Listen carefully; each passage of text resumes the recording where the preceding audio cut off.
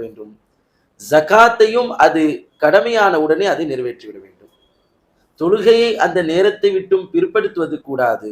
ஜகாத்தையும் அந்த நேரத்தை விட்டும் தள்ளி போடுவது கூடாது. ஜகாத்தை பொறுத்தவரை இன்று பெரும்பாலும் மக்கள் ரமலானில் மட்டுமே ஜகாத்தை கணக்கிட்டு கொடுக்கிறாங்க. ஆனால் அது சரியான வழிமுறை அல்ல. பொதுவாக ஜகாத்தை ரமலானில் கொடுப்பது என்பது ரமலானில் யாருக்கு கடமையாகி இருக்கிறதோ அவருக்கு ஜகாத் ரமலானில் கொடுக்கலாம்.